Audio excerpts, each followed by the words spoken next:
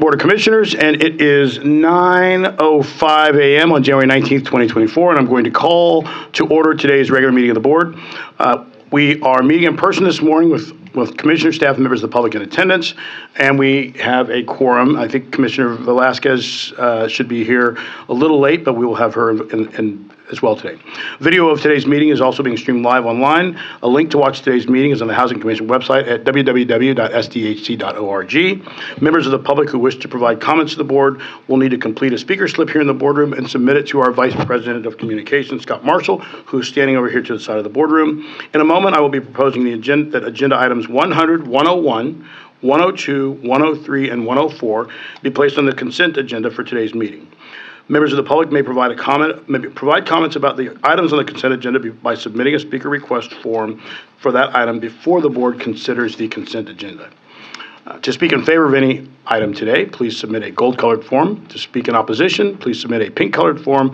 And for those who wish to address the board about a topic that is not on the agenda, bless you, that is not on the agenda, please fill out a white speaker request form.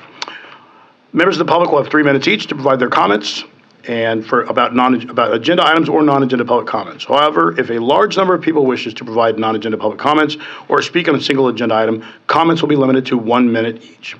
Collective testimony by those who support or oppose an item shall be limited to no more than 15 minutes total per side.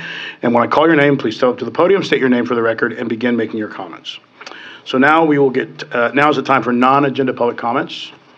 Scott has not presented me with any speaker slips as of yet. I think there may be one coming.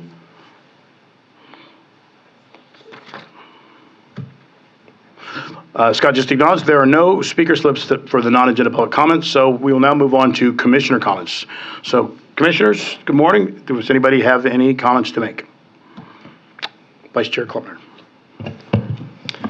I want to start by welcoming our new permanent CEO, Lisa Jones, and thanking Jeff Davis. And Jeff, I feel like we owe you an apology for how long that interim lasted. However, I'm not going to apologize because I have no regrets. I think that the time was incredibly important, both for the search process, but also, in hindsight, for this agency to take a moment to reassess its needs and what was happening and rethink what it needed to become in its next phase. And I think that your steady hand provided that very important time, as challenging as it was for everybody involved for that period to take as long as it did. I think that everybody from Lisa to the commissioners to the agency as a whole really benefited from that period of time, and we couldn't have done it without you. So thank you very much. I am going to continue our tradition, Lisa, even though your title has changed.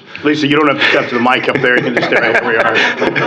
I'm asking you where we're at with our shelter situation. Well, actually, I'm going to break that tradition and ask Casey Snell to come up and provide that information. I do have to try to figure out how to sit in this seat, and I'm still figuring that one out, but welcome, Casey.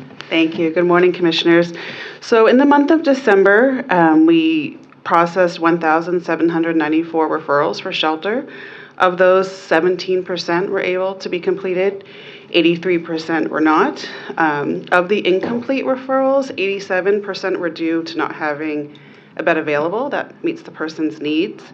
The other 13% were no-shows or clients that may have changed their mind by the time they were supposed to show up at the shelter. Beyond that, year to date, we're looking at 80% incomplete rate and 20% complete rate. So very similar statistics. 86% are due to not having an available bed that meets their needs, and the 14% similar reasons of no-shows. On average, our bed availability each day in the last month or so has been around 13 to 14 beds available a day. So our average occupancy is 98 to 99% every single day.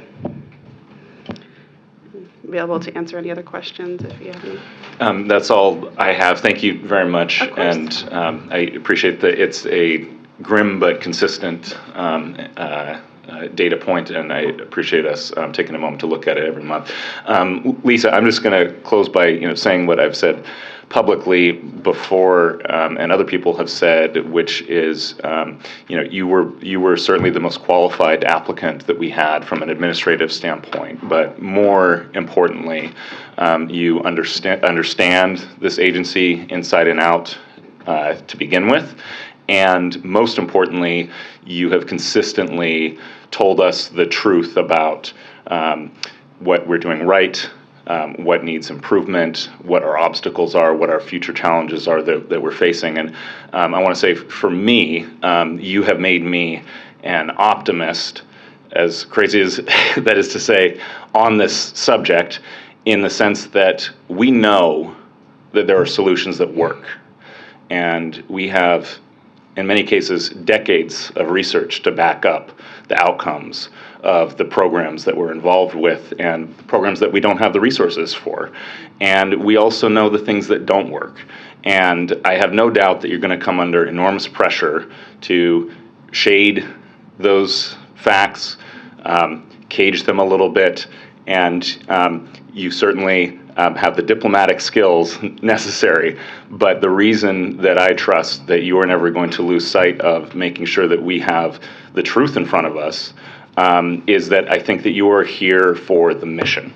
And the moment that we start shading how we are talking about the problem in a way that undermines that mission, your presence here won't matter anymore. But I know that that's not going to happen because I know you. So thank you. Ryan always does it, and he gets me going. So that's why I try to look away. I try to look away from. Any other commissioner comments? I will just add. I won't repeat everything that Ryan said. I will say, Jeff, thank you. You had to put up with us for a long time. You get your mornings back now, so you won't get those early morning texts. They all now fall on Lisa. But I think, you both will remember this. I said that at the time when it was most necessary to this entire team, at the San Diego Housing Commission, it was our moment. It's still our moment, and we had to perform and not be distracted by the fact that we had a leader search going on. Leadership, can't wait.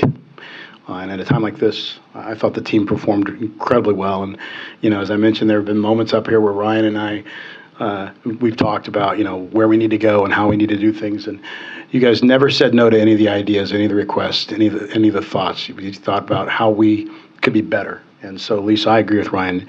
You were absolutely the best choice. There are those days where I have admitted to you and to Jeff that I'm frustrated by some of the things I hear out in the public about homelessness. I'm frustrated by some of the things I hear and the criticisms I hear about the fact that that the city isn't taking it seriously.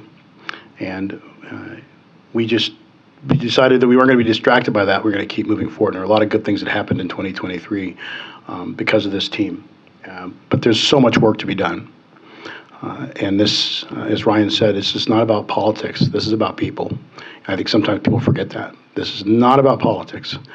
This is about people and the mission of protecting people who've done nothing wrong. And so, Lisa, I know you will continue to share your knowledge. You'll continue to inspire this team, and you'll continue to inspire people that are watching the Housing Commission that we can indeed get better. We have to be better. And as the mayor said last week, this is about building our way out of this crisis. And we have to provide opportunities to grow the infrastructure. And more importantly, we have to get people to realize that the support necessary in a crisis, it's collective. That's how we solve problems. So I know you will continue to lead, Lisa, and congratulations on that. And don't everybody, I always said, I don't look at Ryan, I don't look at Lisa, because I know that at times, I get emotional. But if there are no further commissioner comments, before Lisa, we let you speak, because I know you want to answer. We did have a public agenda, a non-agenda public comment speaker slip that was submitted. And so I will actually take that and then turn it over to you. Pat Thorne has submitted a non-agenda public comment speaker slip. That's fine. You're please.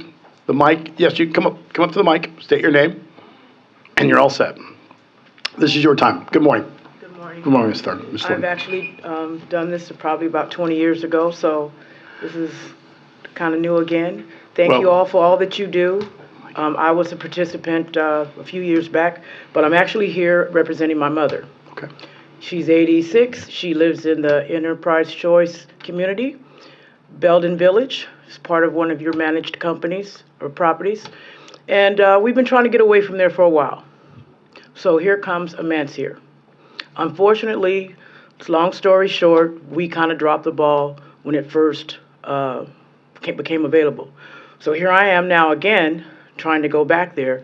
I actually was able to go in and do the interest list, do the application, allowed me to contact Amansir. The breakdown problem was that the communication, when I called her and told her all that I had done, she said, okay, you need a voucher, or no, my bad. You need a referral from the Housing Commission. Now, I'm a little more privy to verbiage, so she never once said that it was a project-based community. I found that out yesterday as I kind of decided, I'm going to go back there before I come here. I'm going to go back there. I reached out to my mom's housing specialist. I know she's busy, not trying to take anything away from her. However, she didn't even read my email because I had stated that I reached out, did what I was supposed to do. They told me to call somebody. I reached out to her. Again, after that, I'm still a little resourceful, so I continued. Again, I found out it was a project-based property. My mom's just on a regular voucher. I'm sure that we can't switch over, or that's on a whole nother program level now that I know. And the communication breakdown was just, I went through that process. ConAm is the management company. You go on the website, it tells you to do all this. It never once says that it's a project-based anything. And it was just huge. It was just huge for me because right now we're kind of like in a situation where I really want her out of Belden Village. So if the communication could be a little better, Miss Bedoya, she's busy. I don't know. She said she did respond, right? Again, I just felt like she didn't read it. And it just prompted me to continue to try to find some answers. So in the middle of all that, we have dealt with ConAm before. If I could just figure out where I can go from here, to maybe I can take that $27 credit check fee and put it to another management, to another property. I'm just kind of stuck. So I'm here because I met a lady and she told me she came here and that she had an issue. It was bigger than mine, but she let me know that, hey, it doesn't matter how big or small, your presence matters. Yes. So that's it. Here I am, and I hope to. I want some more referrals or how to navigate more for senior. For senior affordable housing. For my mom, she's 80. Ms. Thorne, I appreciate you coming down, and again, it is important. Whoever told you that is correct. When people come up with the mic and they have an issue, it is important that we always will respond. And so the fact that you're here, we'll get somebody assigned. And again, you guys do a Yeah, can we wonderful get job. contact details and can someone? Scott. Okay. Thank you. Thank you, Mrs. Thorne. Thank you. All right. We don't have any further non-agenda public comment speaker slips. So, Lisa, we now move to you in the formal President and CEO report from the newly named President and CEO. As if this isn't nerve-wracking enough. Thanks, Mitch. First, I will just say thank you, Ms. Thorne, for coming in. The comments that your presence matters, I'm glad that it spurred you to show up today, but also, we want to make sure that you don't necessarily have to come to a board meeting to get the responses you need and be heard. So thank you for your time, and we'll certainly take that into consideration, the effort you made to come here today. Just to go back quickly before I start my formal comments to Mitch and Ryan, because I know they like to talk, but so do I. Do we need to put you on the clock? Probably. No. Over the past 3 to 4 weeks, obviously it's very new to this position, and when we had the holidays as well, but over the past 3 to 4 weeks, I've been meeting with a lot of stakeholders, a lot of community members, business representatives, nonprofit representatives, some staff, and we are in hard times. We have really challenging times ahead of us, and we have a lot of funding challenges as well, and resource challenges. And we as an agency, as a leadership team, and down to every one of our staff, always want to do more. So we know it's going to be hard to figure out how to do that over the next year. But every conversation I had made me feel hopeful and excited. Every conversation with our teams, with the staff that I've been able to speak with our community members, and with all of you, has made me feel hopeful and excited, and I'm just so grateful to be in this seat. I take it very seriously, and I'm very appreciative of your support and of the support of the agency and of the incredible mentorship and support that I've received from Jeff over the last 6 years, so thank you. Just some of my talking points, but now you're making me cry. I blame Ryan. I blame it all on Ryan. It's just, Ryan breaks and it all goes. So I'm going to apologize in advance that the CEO updates are a little longer than usual. We haven't met for a while as a commission and a board, and a few things have changed. So you'll just have a little longer CEO updates than normal, and I am going to do my best to stick to what I wanted to say and not interrupt myself. So it's only been about a month since I've been in this space, and I think I've shared, and I will say again, how honored I am to lead this agency and work with all of you as our commission, our council, and our incredible staff. And thank you so much for your support and your leadership. My thanks especially to Vice Chair Klumpner and to Commissioner Hester for their participation on the ad hoc working group, which, as we've all discussed, took quite a bit of time. So they really had to put the work in over the last year. And they oversaw and really carried out this recruitment and the process for this position. And then I just want to, again, acknowledge our leadership team and our great staff across the agency. It is an honor to be able to serve you and work with you as your CEO. And I am so deeply in awe and appreciative of your expertise, your compassion, and your unflagging dedication to our mission.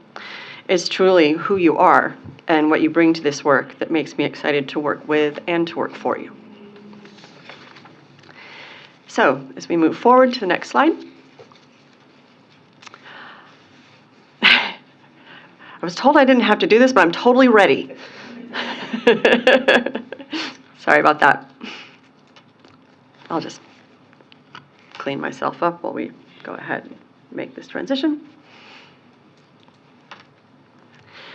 I'll go ahead and get started. I wanted to start this morning with a few structural changes that we have made. In my interviews with the working group and the Housing Authority members, I spoke quite a bit about equity, diversity, and inclusion. In my mind, to truly communicate to our staff, our customers, and the community that our efforts around equity will be held in the highest priority, it is critical that the person assigned to lead that effort has the authority, support, and space they need to be effective. As a white, cisgendered leader in this role, I know that no amount of my good intentions or training can bridge the gap between my knowledge and someone else's experience. This means that as a person leading this agency, I need to make space for diverse input from both within the agency and our community, and I need to share power and authority to further that work. So Deborah Fischel-Falk, hi Deborah, I know you're out there. Boy, there we are.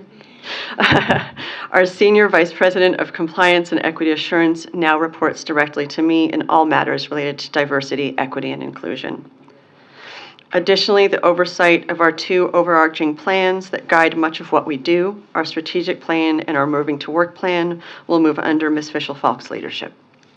This will ensure that current and future activities and policies are approached through an equity, diversity, inclusion, and access lens. In the coming months, we will be reconfiguring other components of Ms. Fischel-Falk's division to best support the existing staff and make sure that these critical functions continue under the leadership of Executive Vice President of Business Administration, Suket Dayal. Thank you, Suket. This will be in addition to his ongoing oversight of several other critical departments, including, of course, his leadership as our Chief Financial Officer. This change will also provide additional bandwidth for Mrs. Fischel-Falk and her team to further accelerate our diversity, equity, and inclusion efforts. Focusing on our advocacy efforts at state and federal levels will also be critical as we move forward. This is especially true as it relates to funding opportunities. To support and enhance focus in these areas, Molly Weber, our Senior Vice President of Policy and Land Use, now reports directly to me. We've also made some inter-adjustments to make sure staff have the support and the resources they need and to cover some current vacancies. For an interim period, our Rental Assistance Division will report directly to me. This will give me the opportunity to work closely with Azucena Valladolid, our Executive Vice President of Rental Assistance and Workforce Development, as we continue to focus on our voucher commitments and housing assistance funding forecasts. I have to say I'm really excited to work more closely with Azucena. She has provided incredible leadership and innovation throughout the very tough times we have recently gone through to bring critical housing assistance to so many San Diegans, and it's been a pleasure over the last few weeks to work more closely with her. Also, I am so happy that Jeff Davis has stayed on with us as Deputy CEO. Literally cannot imagine doing this without you, or with the rest of the executive team. I'm just so grateful for all of you. Jeff has been a mentor and a friend for the 6 years I've been with SDHC, and his leadership as interim CEO over the past many months has kept our agency growing, moving forward, and continuing to bring more vital resources to our community. In addition to his many existing duties, Jeff is providing additional support to our real estate division to best support ongoing operations. I lost track. I'm sorry.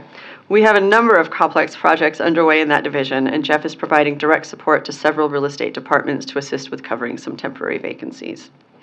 And to best support ongoing operations of our Homelessness Innovations Department, Casey Snell has taken on the role of Interim Senior Vice President of Homelessness Innovations. I'd like to thank both Casey and Deanna Villanueva, our Vice President of Housing First Programs, for stepping up and taking on additional responsibilities as I've transitioned into my new role. I deeply appreciate you both. Over the coming year, we're going to continue to look at what our organizational structure needs to be to support evolution and growth. This is important as we ensure stability and effective ongoing operations and work with the Housing Authority members and this board to create our vision for the commission going forward. I think I'm in through like the teary bit. That was the hard bit. So, moving on. Looking forward over the next few months, and as part of my initial 90 days in this role, I'm intentionally focused on gathering input from this board, our Housing Authority members, a variety of stakeholders, including our staff and members of the public. I'll be reaching out to each of you, our community partners and stakeholders, and especially customers in the community.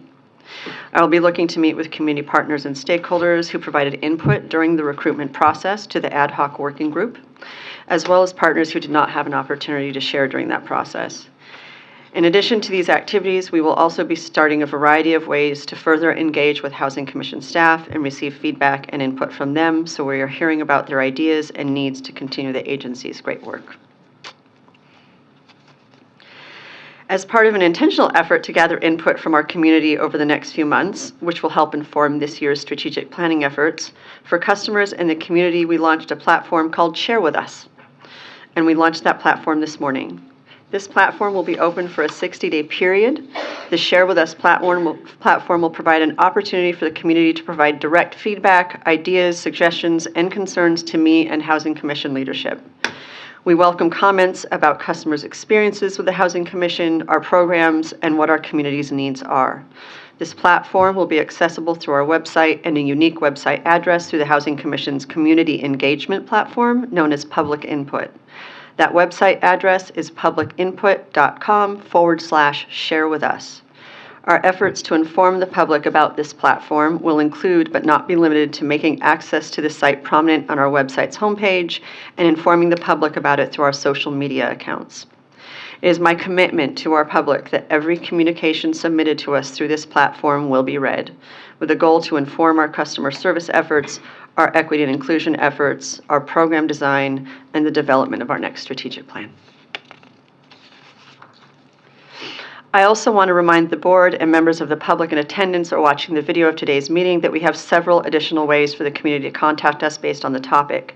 They are shown on this slide and include our main phone line, our ombudsperson and community liaison, our Section 8 Housing Choice Voucher Rental Assistance Program phone line, our Rental Assistance Waitlist Call Center, our Inspections Call Center, our Program Abuse and Fraud Hotline, our Housing First San Diego hotline, the Homelessness Response Center phone line, and our communications phone line. Two of our programs that help prevent housing instability and homelessness have reached important milestones this month. First, the Housing Instability Prevention Program, or HIP, has enrolled 300 households with low income since its inception. This is the number of households we anticipated being able to serve through this program with the funding the City Council set aside for us. The program provides enrolled households with $250, $500, or $750 per month assistance towards their rent, depending on the household's circumstances. It also provides case management and assists with housing-related expenses such as past due rent and past due utilities, depending on the household's needs.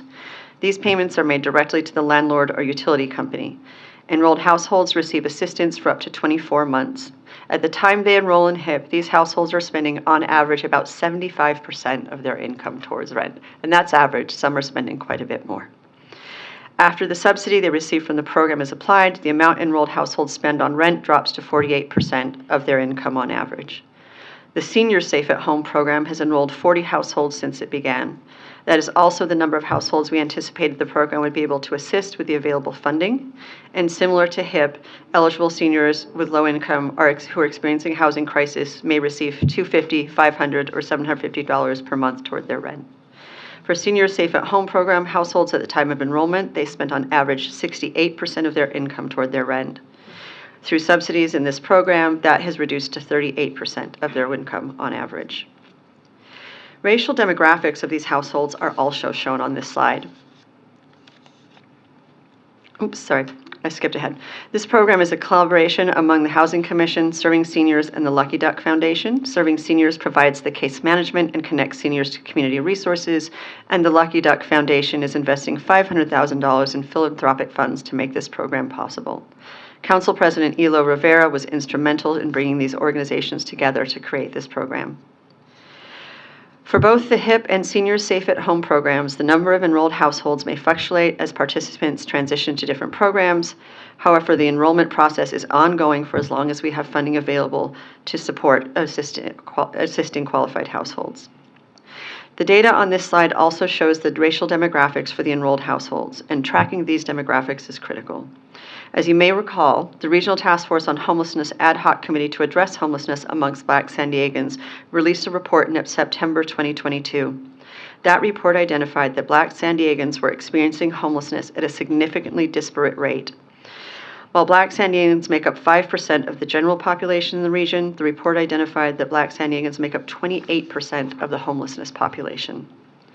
What we see on this slide from a demographic perspective is that the percentage of enrolled households identifying as Black African American is greater than or comparable to the percentage the report identified in the homelessness system, which strongly indicates that prevention work is one critical tool in addressing this issue. This morning, the first group of youth will be attending orientation for the new Housing Commission Achievement Academy program known as Healthcare Career Catalyst for Young Adults. This program is possible because of a $604,000 grant that Prebys Foundation awarded last month specifically for this purpose. The first group consists of 25 participants, and we will train a total of 40 youth this year and 40 next year. The program provides certified medical assistant training and life skills support at no cost to participants, which, as many of us know, is a critical lack in our current workforce and a great need. The medical assistant training will take a little less than 7 months and includes an externship. Participants must be between the ages of 18 and 26 and receiving federal assistance from the Housing Commission. The program builds upon a similar partnership between the Housing Commission's Achievement Academy and Western Medical Training Center that graduated nearly 200 people as certified nursing assistants. We are partnering with Western Medical Center for this new program as well. The International Rescue Committee Center for Economic Opportunity will also provide program participants with help to establish and build their credit. Thank you to the Prebys Foundation for investing in this program to provide a pathway to health care for these young adults. I also want to thank staff in our Grants Department and the Achievement Academy for successfully securing these grant funds. For members of the public who may not know, the Housing Commission's Achievement Academy provides programs that emphasize career planning, job skills, job placement, and personal financial education, such as budgeting and credit. The Achievement Academy's other programs generally are available at no cost to households with low income in the city of San Diego. Last month, we celebrated the groundbreaking of the Iris at San Ysidro Affordable Housing Development. Our Vice President of Multifamily Housing Finance, Jennifer Kreuter, joined Mayor Todd Gloria, City Council Member Vivian Moreno, San Diego County Board of Supervisors Chair Nora Vargas, and the Developer National Corps for the groundbreaking. Iris at San Ysidro will provide 99 rental apartments affordable for families earning 30% to 60% of San Diego's area median income. The Housing Commission awarded 25 rental housing vouchers and $2.3 million in loans to support this development. We also authorized the issuance of up to $31.5 million in tax-exempt multifamily housing revenue bonds and up to $9 million in taxable bonds for the development with the approval of the Housing Authority of the City of San Diego.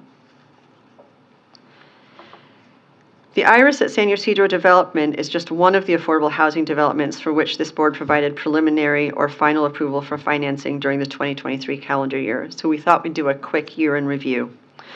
Overall, the board approved financing for 1,182 affordable housing units in 2023. These are units among projects that are pending completion, as detailed in the project status update we send to each of you before each board meeting. They also are a combination of new construction and rehabilitation of existing units. And they include 2 developments, Quattro at City Heights and Cerro Pueblo, that received preliminary approval in 2023 and are on today's agenda for your consideration of final bond authorization. The financing for these affordable units includes $17.5 million in Housing Commission loans and more than $300 million in multifamily housing revenue bonds. The developments that received approvals last year include 2 projects to which we have awarded a combined total of 107 rental housing vouchers for households experiencing homelessness. An additional 162 housing vouchers have been awarded to approved developments to assist households with low income that are not experiencing homelessness. When we include developments with financing approved in previous years as well, a total of more than 2,300 affordable housing units are currently in the process of securing additional financing or under construction. Thank you to this board for your commitment to housing solutions and to our staff across multiple divisions and departments for their work to make these developments possible. So I want to talk a little bit about our voucher commitments and our voucher program. Each month, we send an at-a-glance report to each of you and City Council members with data about our programs. The same report is also available to the public on SDHC at-a-glance page on our website under the About Us menu. The next report with updates as of December 31st will be distributed today. This morning, we want to share with you some information related specifically to rental assistance, which, as you know, is our largest program. Our voucher utilization rate is nearly 104%. This means that we are assisting a larger number of households than the baseline number we were approved for. That baseline number is the number of vouchers we're funded for from the U.S. Department of Housing and Urban Development. So we are serving more households than we are actually receiving funding for.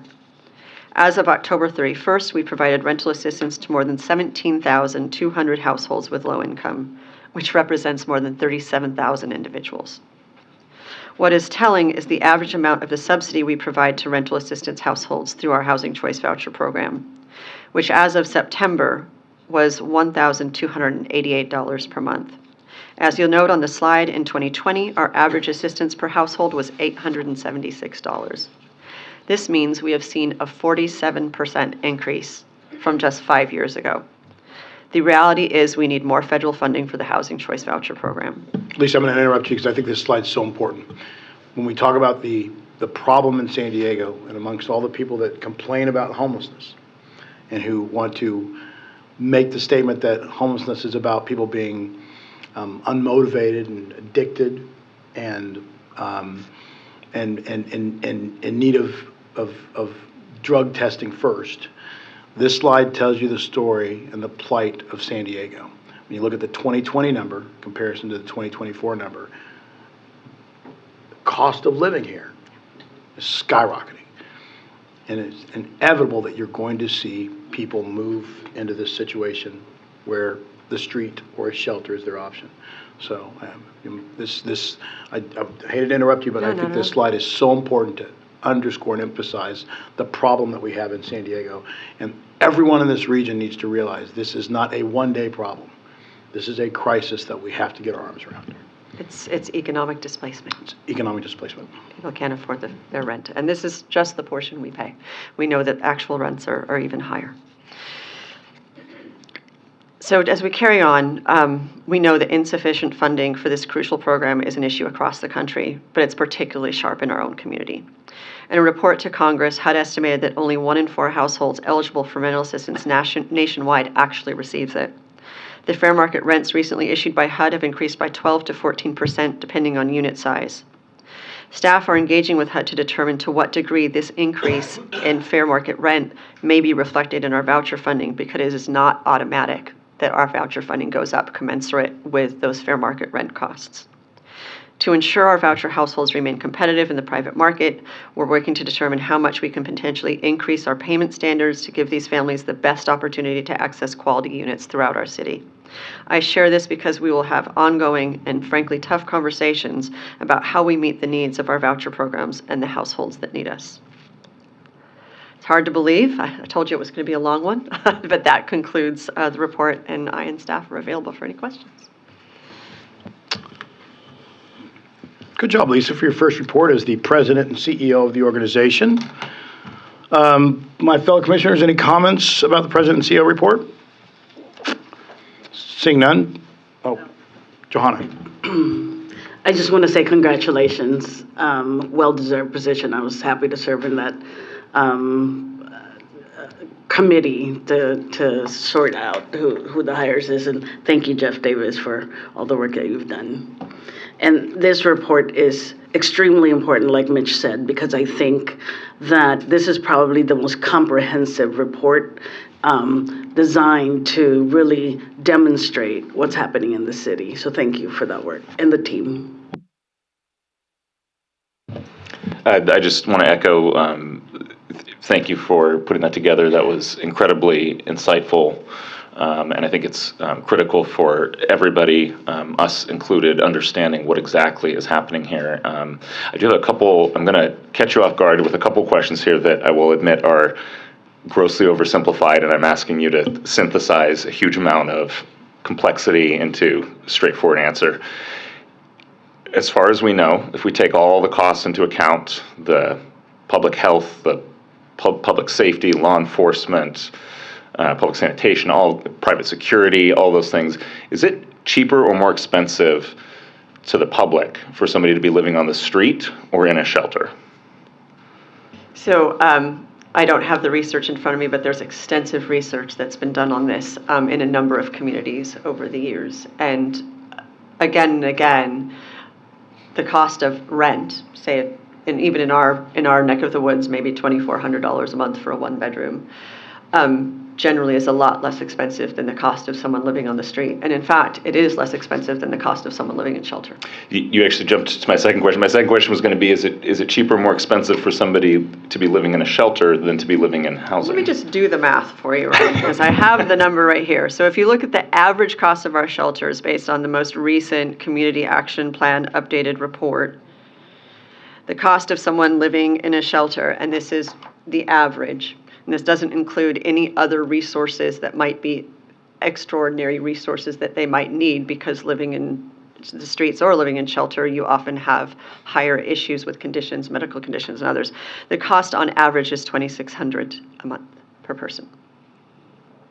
So from our housing assistance numbers here, it is essentially twice as expensive to keep people in shelters as opposed to provide them with housing assistance. And so I just you put the situation so clearly. I just want to point out, I cannot accept the answer any longer that we don't have, not the Housing Commission, but that we as a city, as a region, as a state, don't have the resources to address homelessness, because when you break it down, we don't have the resources to not address it. We are actively choosing the most expensive and the least humane path forward.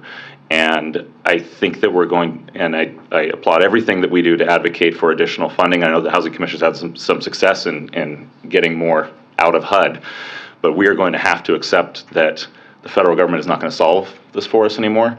I frankly am kind of tired of hearing, and I have done this, everybody say we need HUD to give us more voucher funding if we're ever going to address this. We're going to have to figure out how to address this without it, because it is impossibly expensive to allow the level of street homelessness that we allow, and it is impossibly expensive to rely on shelters as the next backup. We need the housing. And it's not a matter of we don't have the money, it's a matter of we are spending the money on other solutions that are far worse. So that's my comment. Thank you. Any further comments? All right. Thank you, Vice Chair Klempner.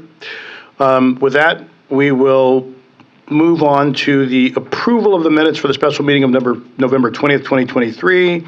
I don't think we have any speaker slips on that, Scott, so we will move on. I have one correction to note. The minutes state regular meeting. However, the November meeting was a special meeting of the board. Commissioners, are there any further changes that you noticed? If not, can I get a motion and a second to approve the minutes of the special meeting of November 20th, 2023? A motion by Commissioner Jackson. Second. Second by Commissioner Klempner. All those in favor of the motion, signify by saying aye. Aye. Any opposed? Any abstentions? All right, it passes unanimously. As I mentioned at the beginning of the day, I wanted to put some items on the consent agenda, and we'll get to the consent agenda items now. So item 100, which is the security contract for St. Rancho Santa Fe. Item 101, award of the contract to Good Guard Security. Item 102 is the revised resolution for Home Key. Item 103, the approval of the revised resolution for the second Home Key project. And then item 104, the construction and design phase for SPGA architecture. And that was it. So it is 100, 101, 102, 103, 104. I don't have any speaker slips for the consent agenda, so we will move forward. That concludes the public comment period for these agenda items. Commissioners, do I have any comments, or do I see a motion on the consent agenda? Motion by Commissioner Hester. Oh, but Commissioner Hubbard, I apologize. I saw Joanna put her hand up like to her face, and I periphery saw that. So that Commissioner Hubbard. Second. Second by Commissioner Klempner. Vice Chair Klempner. All right. All those in favor of the motion to approve the consent agenda, signify by saying aye. Aye. Any opposed? Any abstentions? That also passes unanimously. So we'll move on to the discussion items. And first up is the item 105, the final bond authorization and tax equity and fiscal responsibility act hearing, TEFRA. We will take public comments after the staff presentation. I saw Jennifer sitting back there going, when are they going to get to me? Vice President of Multifamily Housing, Finance, Jennifer Kreuter. Kreuter is presenting this item. Good morning, Jennifer. You know the drill. The floor is yours when you're ready.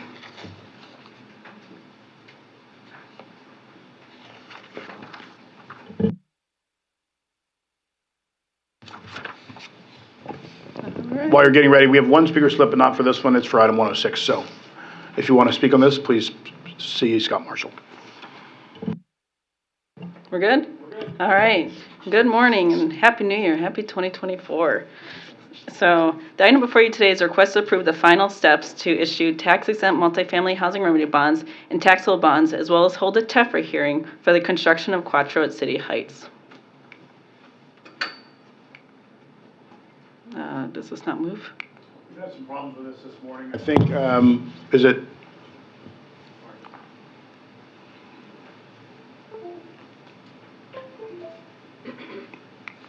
It's just buzzing in my hand.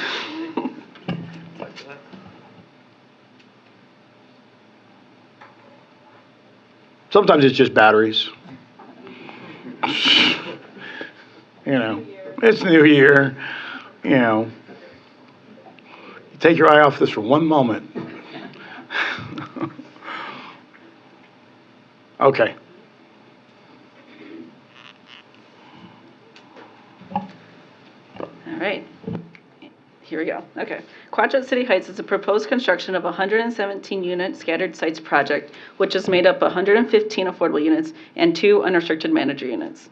The project will be located at 4050 El Cajon Boulevard, 3951, 4050, and 4102 to 4122 University Avenue in the City Heights neighborhood of San Diego, Council District 9. The proposed project's 115 affordable units will consist of studio, 1, 2, and 3-bedroom units.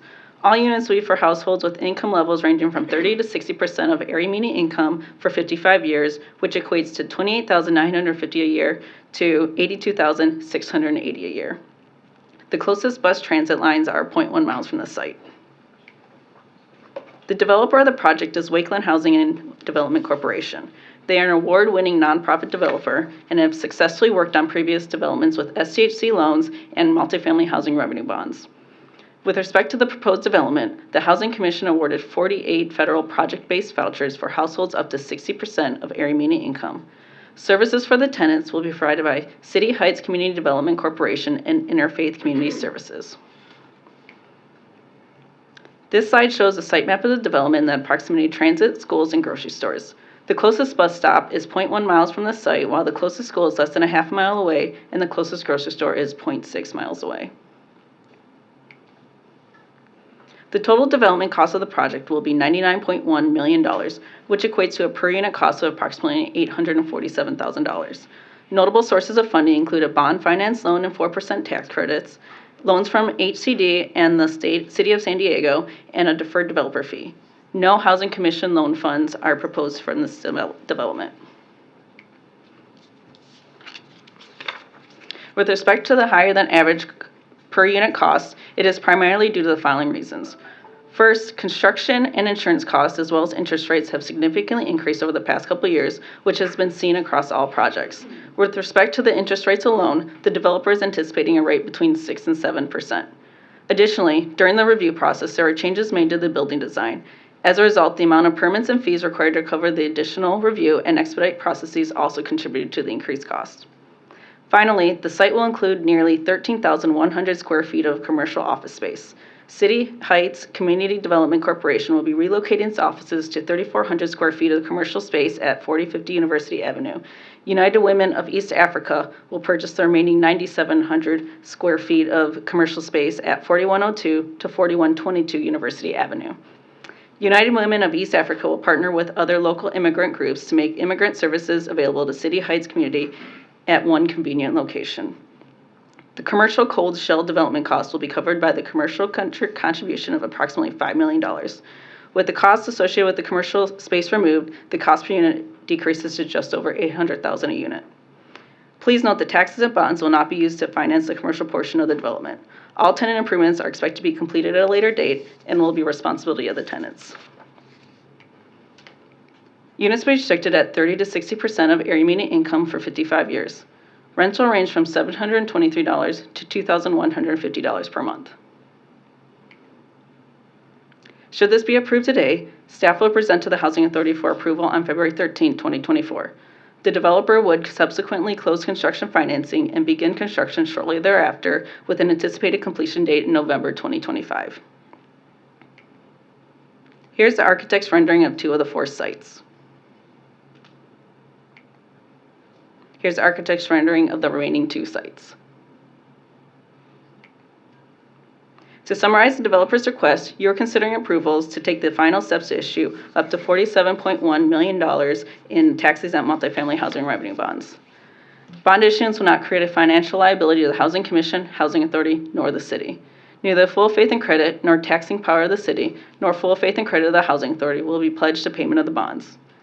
Staff recommends that the board takes the actions detailed in the staff report and shown on the following slides.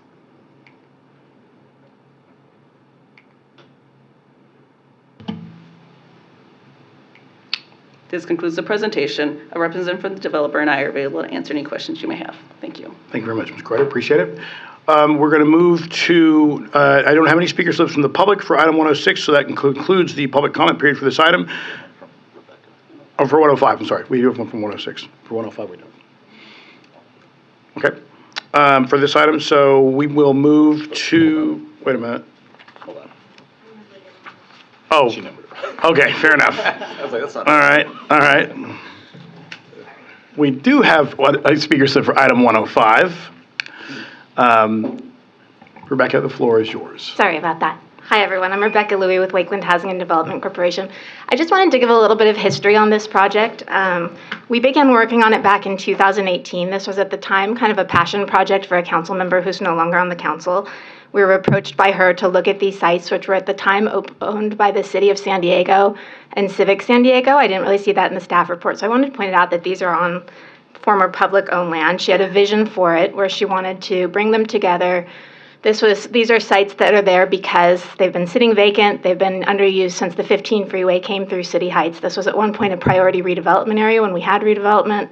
It's an area that really has needed a lot done. She had the vision of us coming together, using them for affordable housing, and providing community space for groups such as City Heights CDC, UW East, PANA. She then left. In the meantime, we had acquired these sites with an acquisition loan because we thought, of course, this is going to be a really high priority project for the city, right? Like, it's going to move. Look at all these things that I just said. How important should it be? 5 years later, here we are, $1.5 million in interest loans as we worked very hard to patch together a whole bunch of sources to make this happen. The city required that we compete for the sites. We had to pay full market value for them, even though they're sites that really market rate developers would probably not be very interested in. They have a lot of environmental contamination. They're small and scattered, so it was important to be able to consolidate them. We know that there's a little bit of sticker shock always going in when you look at the $847,000 per door. We don't like it either. Like, trust me, there's no incentive to us. It makes it much harder for us. But I did do some math, and if the city had donated the land to the project instead of making us pay $5 million and then go back and ask them for $4 million of subsidy, that would have brought it down to about $790,000. If you take out the commercial space, we're down to $750,000, and that doesn't even include if they actually had donated the land. Can I pause you right there? Is that including the time factor and the carrying cost, or is that just the raw? It is. That's including the time factor and the carrying cost. So it's taking out the interest that we had to pay as a nonprofit this whole time, because we did have to acquire the land and carry it versus, being able to maybe pay at closing, even if they had wanted something in it. That would be $1.5 million kind of right there. So that doesn't even count if the land had been donated, how much more competitive it would have made for the variety of funding sources that we had to go in. So we probably would have been able to move even faster. So I would say, speaking of sources, look at the list that we pulled together in this last 5 years as we cobbled together sources to make this happen. VHHP, MHP, IIG, AHP, PBVs. If it has an acronym, it's in this project, right? During which time construction costs were skyrocketing. And since 2022, our construction costs increased by $6 million, both just because of an out-of-control construction market, and then also kind of working through the various city requirements, which still apply to us. We're going to be paying $481,000 just in traffic control because it's a scattered site project. What this points to me is two things: just the need for a consistent funding source, and also the city to approach these things in a more strategic manner, because this has been a goofy way to pull this together. It was really risky for us as a nonprofit doing it. And in the end, though, it's going to be a fantastic project. It's going to be amazing. So, thank you. Thank you very much, Ms. Lou. Appreciate you being here and for that additional information. And before I get into comments, Vice Chair Klumpner and I have had this conversation, and I want to ask Lisa to weigh in on this. I remember just 2 years ago when I was becoming upset about $700,000 a door, and I remember Jeff Davis calling me saying, "Mitch, before we get to the meeting, don't freak out when you see this number."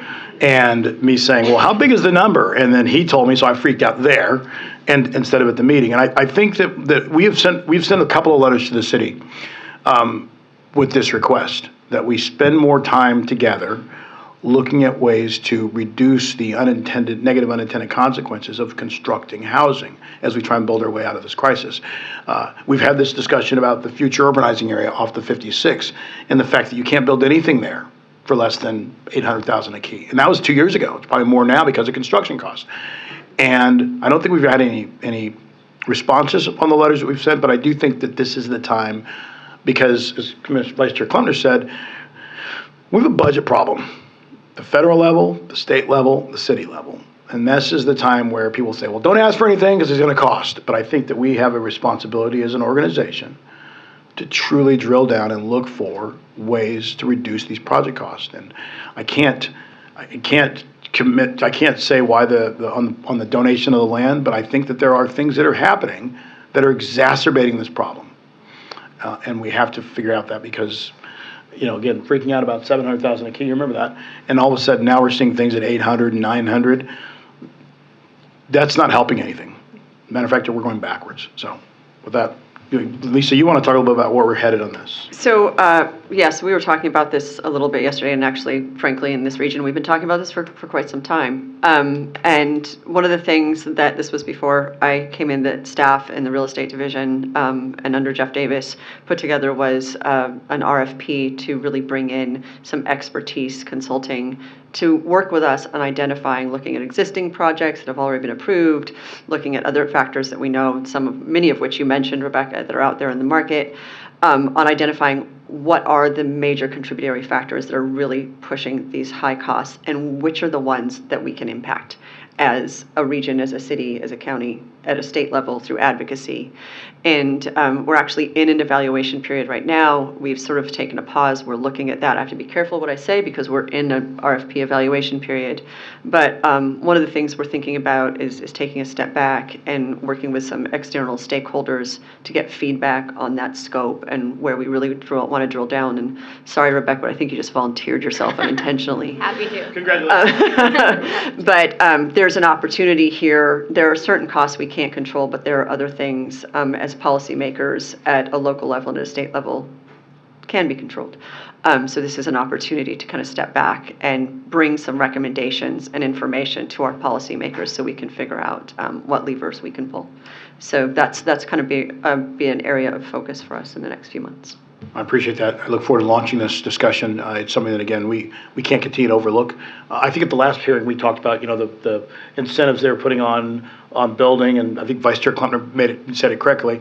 There has to be more conversation between us and the city, so we can address and problems and issues together and find the correct solutions as we try and move forward. So thank you very much for coming to the mic.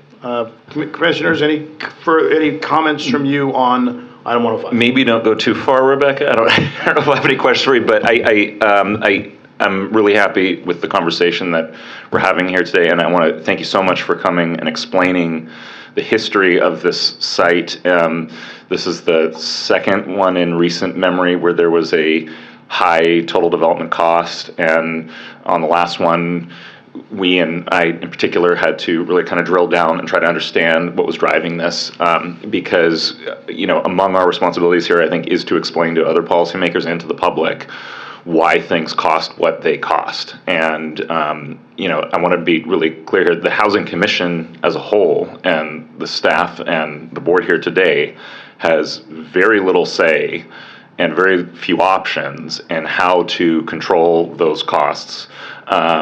Our choice here today, this is tax credit financing. We're competing against other places in the state. This project pencils out in its current configuration, thank goodness. And obviously we're going to approve that. I think that the part of the history that I'm focusing on here is how long this has taken. You are 6 years in, and what is the estimated time that you're going to break ground here if everything goes smoothly?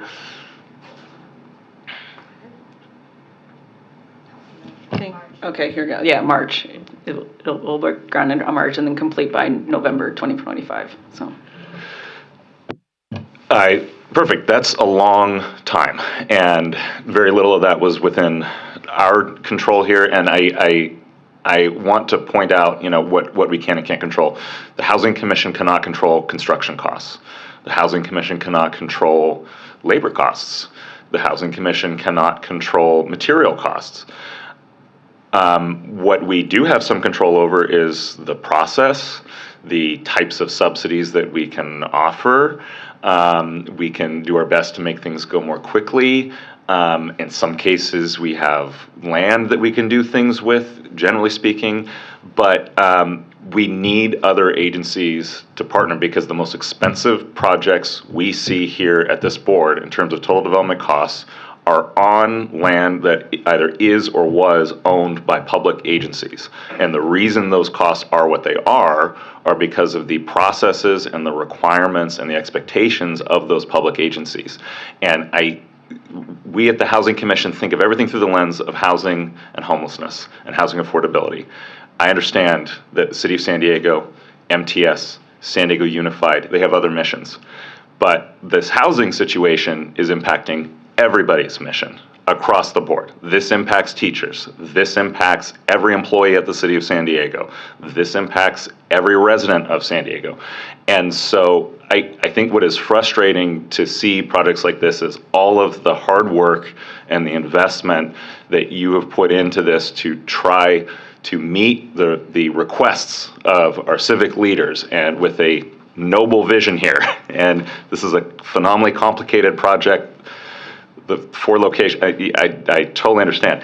And, you know, I think what is frustrating is to see other agencies that have other priorities. You summed it up very well. You're being asked to pay for the land, and then in order to deliver what you're being asked to put on the land, you have to turn around and ask for a separate subsidy with a different process that takes years for you to put together, in part just to cover what you had already paid. And this is madness. And so I really hope that every agency takes a hard look at what our priorities are. Because if our priorities are creating affordable housing and preventing homelessness as efficiently as possible with the resources that we have available, we should be making land available and asking developers to compete over what they can deliver on that land for as minimal cost as they can, rather than how much can you pay us up front and then have to spend years dealing with the cost that you paid. So I think everybody, including you, is frustrated by the total development cost here, and I don't want us to just say, you know, well, our job is to approve the tax credits here. It is, and we're going to. Our job is also, I think, to foster a conversation, and I'm so happy to hear staff taking a very concerted approach at how we're going to analyze this issue, because we, again, third time today, we have to find ways to make the limited resources we have stretch as far as possible, and this is a great example of the problems that we need to fix.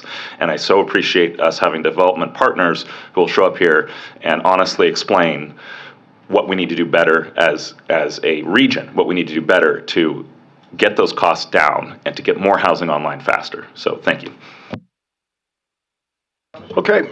Yes, Mr. Jackson. Yes, I just wanted to kind of piggyback on what Ryan was mentioning. I've noticed in the short time I've been here, and I reviewed this last night, the presentation, the costs seem to be getting even higher when it's publicly owned land, city-owned land. And why is that? It's cheaper to do without city-owned land. This is what I've seen so far in the last couple of proposals that have come through. Our cost is higher. And why is that? There's no coordination or willingness between the agencies to work together, right? And to try and get the cost as low as possible. And so that's an area that really needs to be addressed, as you mentioned, and to get coordination of that and see what we can do to get the cost lower. Because this is what, 700,000, 800,000 per unit. And on a different development, it's like 600,000 or 650. I agree. I think, look, in a perfect world, I have made this comment to the governor's staff as well as others that, you know, if we're serious about fixing this problem, then we have to create a fix for housing authorities, right? And then it's important for us to go out and have the conversations with MTS and other publicly owned landowners like the city about, okay, they've given us this window of opportunity. We have a different clock. We aren't going to wait. What'd you say, Rebecca? You've had the property since 2000. When? 19. Just sitting there. So I think we're all on the same page on this, and this is something that we have to tackle. It's vital now. So, any further comments on item 105? All right, we have a motion by Commissioner Hester. Is there a second? Second by Commissioner Jackson. Any further comments? All right, all those in favor of the motion signify by saying aye. Aye. Any nays? Any abstentions? The motion carries unanimously. Thank you very much for the presentation on item 105. We will now move to the next item, which is another TEFRA discussion, and this also will be presented by Vice President Jennifer Kruder. Jennifer, the floor is yours, and anybody, we don't have a speaker slip on this one now, so go ahead. All right. Thank you. The item before you today is a request to approve the final steps to issue tax-exempt multifamily housing remedy bonds and taxable bonds, as well as hold a TEFRA hearing for the acquisition and rehabilitation of Sarah Pueblo Apartments. Does it not want to work again? Oh, what happened? Oh.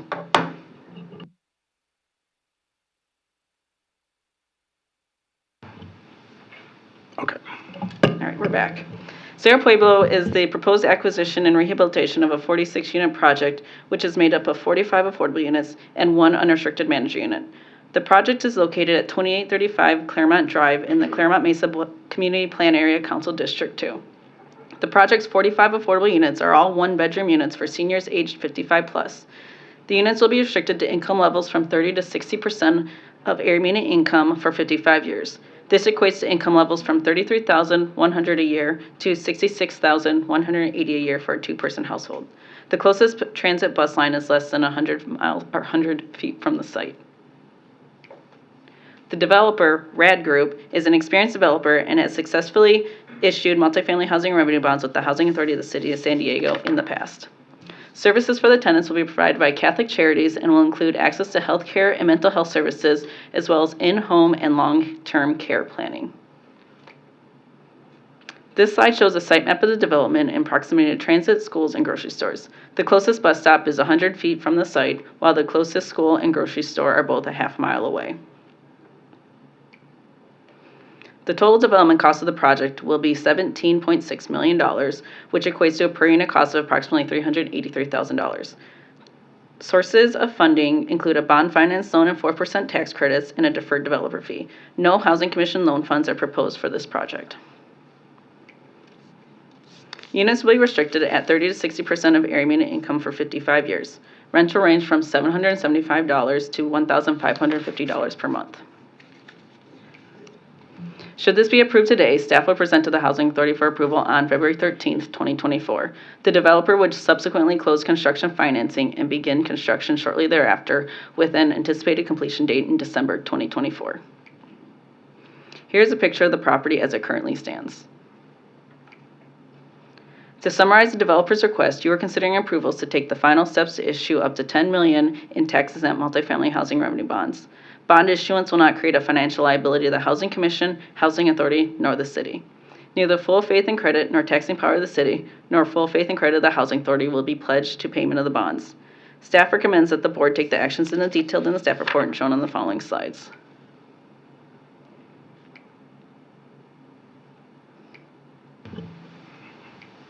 This concludes the presentation. Representatives from the developer and I are available to answer any questions you may have. Thank you. Thank you very much, Jennifer. We don't have any speaker slips on this, so we will move directly to commissioner comments, questions. I'll make one comment. Fastest growing group headed to the streets are seniors. And so always when we see projects like this, I'm thankful. This is a rehab project, but it's vital. And people have asked me before if you could do anything tomorrow, what would you? I'd have a lot more senior projects of this nature happening in front of us for approval. When you go back to Vice Chair Klempner's comments about the cost, I think even you could probably do a cost analysis on a senior moving to the streets and the additional cost for the health impacts, things of that nature. So, again, good project. If there are no further comments or questions, then we will. It's always great to see affordable housing, especially rehab. I think it's important to mention to people that constructing affordable housing is one thing.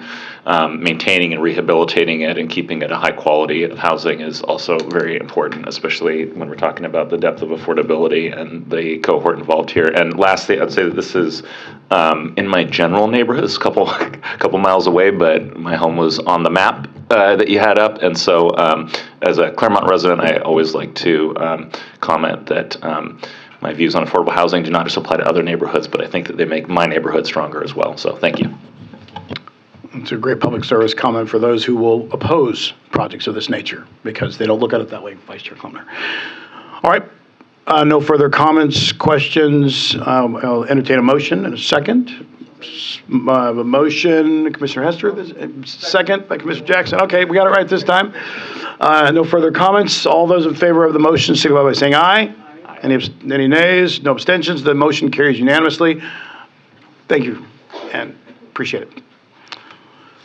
All right, that concludes the agenda items for discussion and motion and action.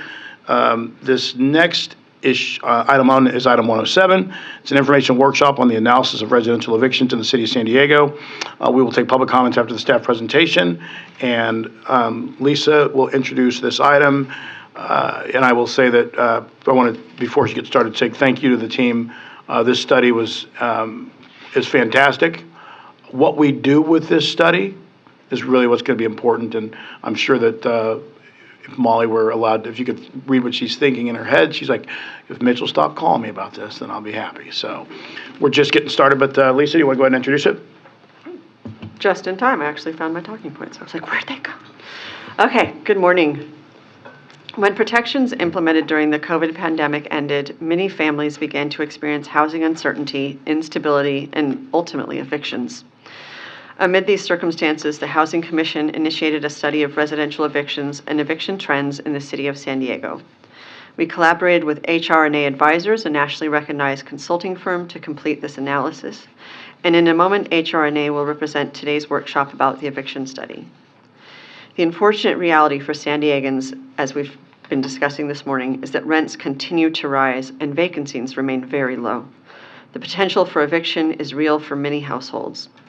Individuals and families throughout the city continue to struggle to pay rent and keep up with other living expenses at the same time. This ongoing housing crisis has created a homelessness crisis as well. This study analyzed Superior Court and Sheriff's Department data, reviewed best practices across the country, and sought input from community-based organizations and San Diego renters themselves. It is essential to explore every option and make data-informed decisions to help San Diegans remain in their homes. Important efforts already are underway in San Diego to address eviction concerns, and the goal of this study is to provide our policymakers critical information as they consider ways to evaluate and enhance the city's eviction prevention activities. I thank Mayor Todd Gloria, Council President Elo Vera, and the City Council for leading eviction prevention efforts. And my thanks also to the team at HR&A for their comprehensive and extensive work on this analysis of residential evictions in the city. With that, I'll ask you to take it away. Turn the mic on. Nope, the red light, when you hit this big button, you'll see the red light. Thank you. You're set. Good morning, and thank you, commissioners, for taking the time to hear from us. My name is Judith Taylor. I'm a partner with HR&A Advisors. I spend a lot of time working in community economic development and displacement questions around the country. And we have a presentation for you today to review the residential eviction study that was completed with the San Diego Housing Commission. So I'll go ahead and get started. And as Lisa relayed, HR&A was retained by the San Diego Housing Commission to conduct a study to better understand local eviction data, to evaluate local prevention programs, and to examine national best practices. This work is extremely timely as housing costs and inflations continue to rise here in San Diego, as well as across the state and nation. And tenants face the end of COVID-era programs and regulations. This work is intended to be used by practitioners to make evidence-based decisions on evictions prevention.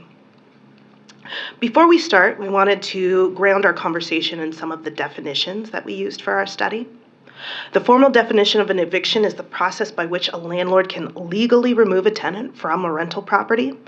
And although many tenants actually choose to leave even before going to court, so it's just important to understand that.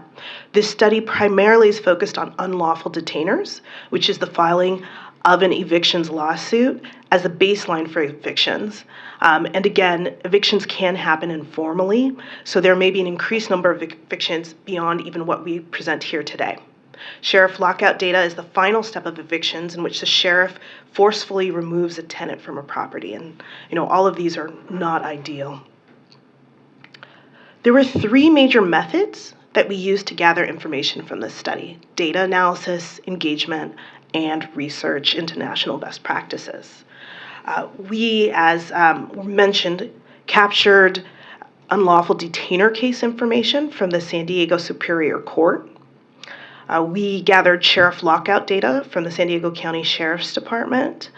And the sheriff lockout data was provided at a block and building level, but there were some data limitations in the unlawful detainer case study data, and that was only available on a zip code level. And if you're familiar with zip codes, they're larger geographies and they actually contain many different communities. So it became challenging to draw certain conclusions. However, by layering census data on top of that, we were able to find meaningful insights. We had a comprehensive engagement process, which I'll describe on the next slide, and we also brought together national best practices. Bringing all those three pieces together, we were able to synthesize this data and to identify key gaps, challenges, and opportunities for evictions prevention. In terms of stakeholder engagement, HRNA connected with renters directly through a renter survey. And we were connecting with renters who faced housing challenges specifically and received over 6,000 responses, so this was a great response. We additionally had targeted interviews and focus groups discussions with subject matter experts, community-based organizations, and relevant government agencies. We conducted a CBO roundtable specifically, and there we discussed several prompts, including what could be done to expand programs and impacts around evictions and eviction prevention. How do we better reach vulnerable residents? And how can we further promote collaboration and partnerships? So based on those conversations, we consolidated our feedback into 6 opportunity areas. And we heard that short-term programs are much needed, but long-term solutions are also required to tackle underlying problems, and that's come up a lot today. We heard constrained resources and capital are the most significant barrier to reaching and serving those most vulnerable communities. That while there are many different actors in the evictions prevention space, more cohesion is needed. That there is more need for additional outreach for information and service offerings upstream, which is before housing situations really escalate into crisis. And that there are limited measures to address predatory landlord practices. And previous to this study, no public available data sets providing a comprehensive view of evictions. So we wanted to provide some context on evictions trends. And as shown in this chart, pre-pandemic, there are about 3,700 households facing unlawful detainer cases each year, and about 1/3 of those households were forcibly removed from their homes by the sheriff's department. So that's the orange line, and the blue line is the unlawful detainers. There was a significant drop in unlawful detainers as the eviction moratoriums got put in place. And there was a decrease of approximately about 70% in evictions during that evictions moratorium. As the evictions moratoriums are being released and terminated, you can see that evictions are starting to climb. This map shows unlawful detainer case filings per year over the past 6 years. And this is by zip code. And you can see that the red is actually where there are more filings. So in terms of geographic distribution, many evictions are focused in central and southeastern portions of San Diego. And in our report, we actually have maps that are per 100 residents, so that takes into account population density. We also have done some analysis in our report that shows this information by council district. So you can find that. And the top council districts by nominal numbers are Council District 3, Council District 2, Council District 9.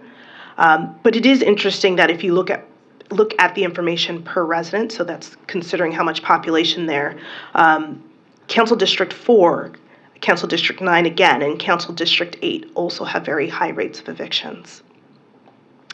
One thing about this concentration... We're going to stop you. I'm sure we both have the same thought on this because, we're headed on this, but go ahead. Is the color-coded map we're looking at on a per resident basis, or is this gross numbers? These are gross numbers, so total numbers. This isn't per resident.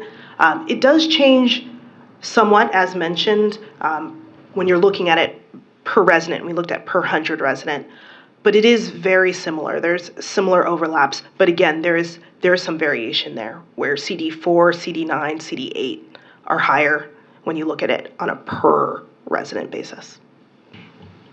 Yeah, thank you very much. I think these maps are incredibly important as we look at this crisis. And we had a discussion here at the commission about the tenant protection website. And part of the struggle with the tenant protection ordinance and the website is the enforcement of it, to be honest. But because I get comments from colleagues who'll say, "Hey, I own units. I don't want you guys to tell me what I can do and can't do to get people out." And so you have this two sides of a discussion. I think that the breakdown by zip code and by council district is really important because it's going to send a signal to us of where we probably are going to see the struggle happening more as people are getting close to the edge. I think Lisa presented a statistic this morning that said in certain situations we're finding that people are paying 70% of their income towards rent. That means you're living on the edge and other things, or you're foregoing other things. This to me is what's going to drive a lot of discussion, and there's a lot of opportunity of where we need to really focus some efforts. And I'll go back to the tenant protection. In these zip codes, you also have people that have multiple languages. So assuming that you can put one website up and assume that everybody can understand what they're, what's available for them resource-wise is the wrong assumption. So thank you for that discussion on this part. Thank you, and we're glad to see everything that San Diego and the San Diego Housing Commission is doing to kind of address evictions and support eviction prevention. And it's not, I want to make this clear for those who are going to complain, it's not to prevent someone from owning a place and managing people. It's about the proper structure and process. And more importantly for us, it's direction on how prevention, go back to what Vice Chair Klopner said, in these zip codes, if we need to really talk about the prevention method and the message of prevention and the resources that are available to help keep people in their units, that is going to be an overall benefit for the city of San Diego. Definitely, and definitely agree with that. So, as mentioned, there was limitations on the unlawful detainer cases, and there's actually no specific socioeconomic and demographic data connected to those unlawful detainer cases coming from the Superior Court. As mentioned, we use census data to look at those geographies and to pull meaningful information from that data, but we're not able to draw explicit causal eviction factors. But again, we can relate and see that zip codes with high concentrations of evictions have the following characteristics. So zip codes with higher concentrations of evictions have higher home value and housing cost increases, so increases in rents, and I'll show you in another slide. More severe housing cost burdens and lower incomes, higher shares of Black and Hispanic residents, and a higher concentration of large multifamily buildings and SROs. And I do just want to comment that SROs is a specific housing type made for those who cannot afford other types of housing, so that is unsurprising. So this chart really looks at evictions across three, we put evictions into three different categories. So we categorized all the households in San Diego and dropped them into high eviction neighborhoods. And this is categorizing their existing neighborhoods by high evictions neighborhoods, median eviction neighborhoods, and low eviction neighborhoods. And by looking at that, so looking at households equally, you'll see that while 1/3 of households in San Diego are in these high eviction neighborhoods, those high eviction neighborhoods actually make up a significant proportion, the majority of all unlawful detainer cases and sheriff lockouts. And that one's a complicated chart to understand. But here, we also show in those high eviction communities, here you can see that median home values have increased between 2017 and 2021 at a higher rate within those high eviction communities, and median gross rents in those high eviction communities have increased more than in other communities as a percentage. This is important to note because these are often lower income communities that are facing higher increases in rents and median values. We looked at the renter survey, and this helped us to identify challenges renters were facing to understand and better assess their experience with evictions. And we really wanted to point out two of our key findings, which were that when looking at how folks have experienced difficulties related to renting, households cited that their greatest challenge was difficulty finding housing they can afford. And then secondly, difficulty paying rent. And those were the two highest difficulties related to renting. I can share also that there was another question which asked about difficulty paying rent and what was the key challenge behind that. And the first thing that came up was actually increases in their rent. And that was actually above losses of income and unexpected job losses. So very interesting. Actually, going back, one of the second things we looked at were renters who actually had faced evictions. And so we categorized those renters into two categories of those who had faced evictions and had actually received help, and those who received help is on the right side, and those who did not receive help on the left side. And it was great to hear that those who had received help from eviction prevention services actually had a higher rate of challenging evictions, which are all these three categories, and a higher percentage of them remained in their homes. So it's very good news. We conducted a review of programs and policies that currently exist in San Diego. And there, are a lot of organizations working in this ecosystem. And there's a very strong ecosystem of community-based actors. Eviction initiatives are centralized and are working to centralize and organize actors, resources, and information to assist vulnerable tenants. So you have the Eviction Prevention Collaborative, you have the 211 Data Dashboard, the Community Information Exchange. So these are all great resources for those who are dealing with eviction challenges.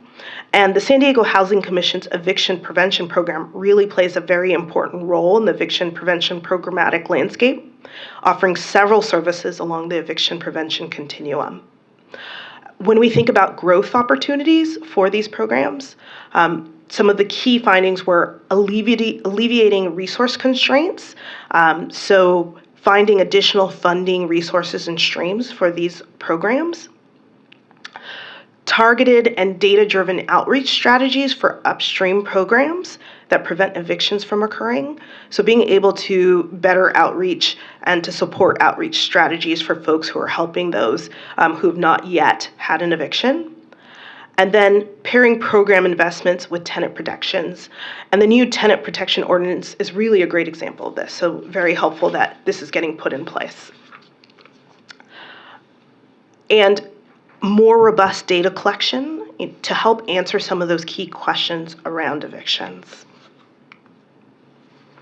So finally, HRNA looked at suggestions for policy practitioners as they are working on evictions preventions. And some of our recommendations in terms of data were implementing the tenant termination notice registry, which currently is underway, and continuing to enhance the need and additional opportunities to enhance that termination notice registry. And here we really want to emphasize the lens and importance of requiring certain pieces of information from landlords, however, also not being onerous to small landlords. This is really important, so you want to balance that and be able to capture more useful information. Doing what we can to enhance the unlawful detainer court case database. So as mentioned, that database has information by zip code. There often doesn't have there often weren't case outcomes associated with that information, and knowing the outcomes, whether a judgment was put towards a tenant or towards a landlord, could be really helpful. Also, being able to get demographic and socioeconomic information attached would be also helpful. And then considering an eviction-focused citywide needs assessment, especially after having received more information through that tenant termination notice registry, would be really helpful. On the policy side, continuing to focus outreach, educational, and service provision on neighborhoods experiencing high rates of evictions, and so we've said central and southeastern San Diego. Continuing to assess and identify opportunities to strengthen an existing tenant protection ordinances. You have the new tenant ordinance. This is great. There are some cities that have gone even further with the tenant ordinance. Sometimes they put a limit on the amount of debt that is required before a landlord can file for evictions, or they may require that legal assistance be provided to tenants, or that a landlord go to mediation before a tenant be put in a lawsuit. Interrupt again. So the cap on the amount of debt before an eviction, am I understanding this correctly? The idea here is that essentially the eviction would take place at a lower debt point or a high? It's setting a point in time. So a landlord right now, once somebody owes them a debt, can file an evictions and go through the process. There is no minimum requirement for that amount. And so some cities think about putting a requirement for that amount of which a landlord can actually file. So it's a a lawsuit. floor, not a ceiling? Typically, yes, the floor. And so so bear with me as I think through this for the first time here. So I see the rationale of that. I also see a downside to that being that people are in a deeper hole by the time they may find themselves displaced. Is that? That is true. That could be possible. There's typically two sides to each kind of each question, but perhaps it could help to limit lawsuits, and we don't have the information to say right now at what level landlords are actually filing lawsuits. Right. And sometimes it doesn't make sense for them to file lawsuits for a small amount of money, but it's really unclear. So you don't know, it would limit the ability of a landlord to file a lawsuit at some low level amount. Right. Thank you for the explanation. Great. And then, so finally, in terms of policy recommendations, exploring potential avenues for additional resources and innovative funding sources, and that's come up a lot. The funding sources can be very helpful to ensure that more folks are helped. And then finally, and I think you've been talking about this today, increasing preservation, production, and access to affordable housing in a whole ecosystem approach. Providing an additional supply of housing really helps to lower costs overall, and that's the long-term solution. So, want to thank San Diego Housing Commission for doing this really important study.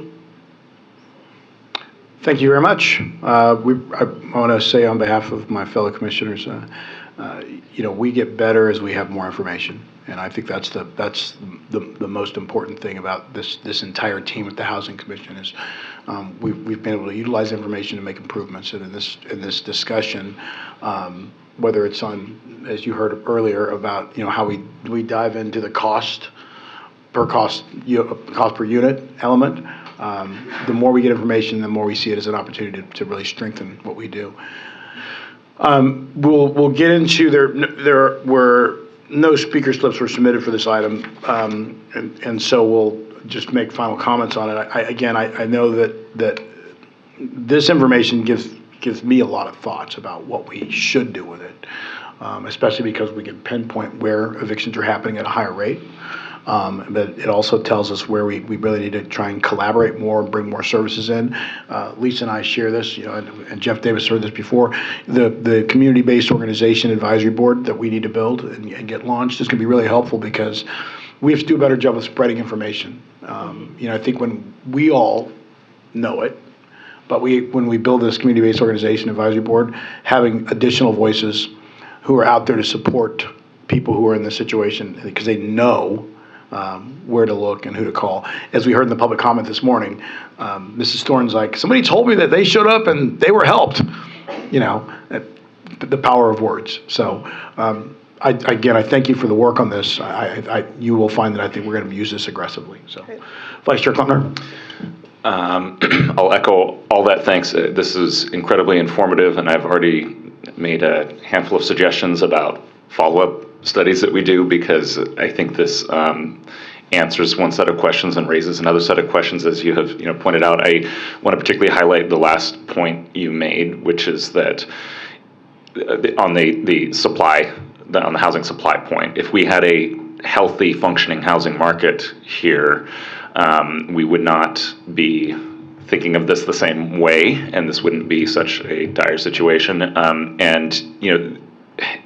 The other thing that I can't help but notice, and you really highlighted, is when we do have a housing shortage, and when our housing costs are rising so much faster than our wages locally, which has been happening for 20 years now, the most impacted are those communities that have the naturally occurring affordable housing, which quickly becomes no longer affordable. And it makes perfect sense, because people with more resources, they have the resources to move into low places that formerly were cheaper than they are now. And the people that don't have more resources don't have anywhere else to go. So when you're talking about and I appreciate the summary of the factors that correlate to areas with higher eviction, because I think it helps us understand that the housing shortage in one part of the city is most impacting people in a different part of the city. And on that though, so I have a couple granular questions here. So I'm sorry, I opened the Moving to Work program here. I think it was slide 10. Right here, slide 10. Yeah. With the green, red, and yellow. Yeah. So is this? That one. So this one is color coded to a per resident basis. Per household, yes. Per 100 renter households. Okay, got it. So this is different than the other color coding, which is the gross numbers. So it makes a lot of sense, and I see where you drew the conclusions about the areas. There's two that are a little bit of head scratchers to me, zip code wide. One is Mission Valley, and the other one is Tierra Santa. And I think I have a bit of an easier time imagining what's going on in Tierra Santa, because it is an older community, and there were a lot of apartments built back when it was originally constructed, so I can see some of that. But these are not formally redlined neighborhoods. At Mission Valley, I have a hard time understanding what's going on there. So at a very high level, it's really interesting. Tierra Santa kind of came up before, so we spent a little bit of time digging into it. And we really found that it was one apartment community that was popping up as having a lot of evictions. And that can actually, it can be one community. It was interesting, it was a market rate community. And Mission Valley I haven't dug into on that level, but it could be a similar factor. Yeah, occasionally there are these apartments that come up where they tend to have more than others. So I'm going to flag for potential further research, since I think we're going to keep looking at this. I think that there's two things that are very helpful here. One is the overarching trends of what predicts where evictions are going to be occurring and helps us target all the upstream resources you were talking about, all those things. But I think that the other is what I'm going to call like the negative outliers, where there's something unusual going on that is not necessarily explained by the norm. And I am curious what is driving those negative outliers, because I mean, as you're pointing out, if it is a single apartment, that's a different set of policy questions. Yeah. It is. I would say that Mission Valley is interesting. I thought it was interesting as well. But if you think about the changes in Mission Valley over the last decade, you had places that were there that have been there a long time, and you have a bunch of new rentals that have been priced at higher rental rates, probably move the entire market, and so maybe several because. And that's exactly what makes it so puzzling to me, because there has been so much new construction in Mission Valley in which new residents who were qualified moved into reasonably predictable newish. It seems like it should be an outlier in its low rates of evictions, not an outlier in its high rates of evictions. So I'm sure there is an explanation. I just can't quite imagine what it is. Okay. Any further comments? Yes, I have a comment here. I did the kind of pre-brief on this last week regarding the eviction study. It's very insightful. I think there's room for improvement on our end for outreach. There's not as much outreach as there should be, and that's an area that we can improve on. Some of the factors going into the eviction rates in there, it's two-sided. You're looking at the owner or the developer of the property that purchases it, and then they can get a 20% increase in the rent based on fair market value of the new construction coming online. So that's what's most likely driving the rental rates up in the evictions. And as long as they can get that person out, especially in San Diego, it's a 10%. So they stand behind them when you come in. Exactly. So they can do that. This is very insightful. I think we have more work to do. It gives us an opportunity to see what we need to do also. Yeah, and I will say this, Commissioner Jackson, this emphasizes in a big way the importance of the work that Molly and Wendy are doing on preservation. I think when I first started learning about the preservation efforts, I wasn't thinking about it properly. But after talking with them about preservation, and I'm excited to see that the city seems to have jumped on board with understanding the importance of preservation, because as you're saying, and as Vice Chair Clemmer said, for example, in Mission Valley, if you get evicted, there's going to be 10 people standing behind you to move in, right? So the landlords aren't worried, right? And so the more that we strengthen our preservation structure and we keep those properties, and we add to that list, the better off we're going to be. Because, look, the harsh reality is this is going to continue. We've been named the highest cost of living city in the country. Not necessarily something we should be celebrating over, but it is what it is, and that means we have to do things differently. So, all right, yes, Commissioner Hubbard. Yes, I noticed that in the report it was talking about challenges, and what are the challenges for towards the prevalence and the impact of evictions? It would seem like once you have the information, it's kind of like, okay, well, here's the information, and here's the reasons. Like, it would seem like it wouldn't be as challenging, but I'm just curious as to. Is that the challenge? Are you asking the question about the challenge of dealing with an evictions, like having an evictions on your record, or the challenge of understanding the prevalence and the impact of evictions? So it had to do with the geography. So looking at this map, this is a zip code map, and we don't have individuals, we don't have the data for each individual household. So we only have it for a zip code, and that, a zip code like Tierra Santa, the one that came up, includes both a fair amount of single-family homes and middle-income households, as well as some multifamily households. And it's hard to, when they're all mixed together and you don't have the information to parse it out and say, we know that we're looking at this specific area or these specific households, it's hard to be able to understand the exact demographics of that group. For instance, you could be working in a community that might have very high income folks and very low income folks.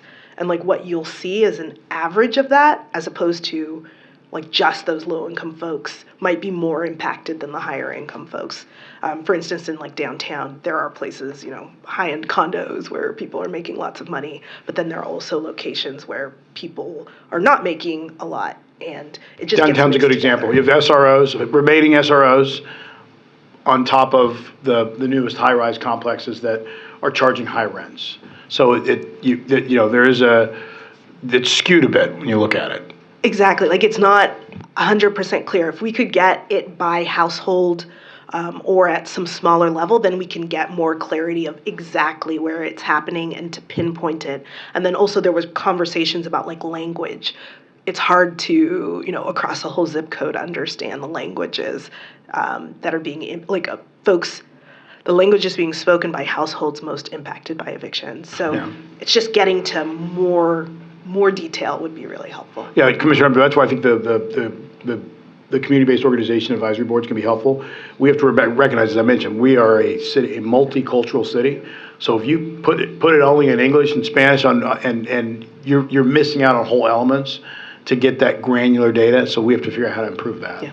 The renter survey did get us very useful information. So that survey was extremely helpful. But there were just limitations when you look at the data across all of the city. Thank you for that question.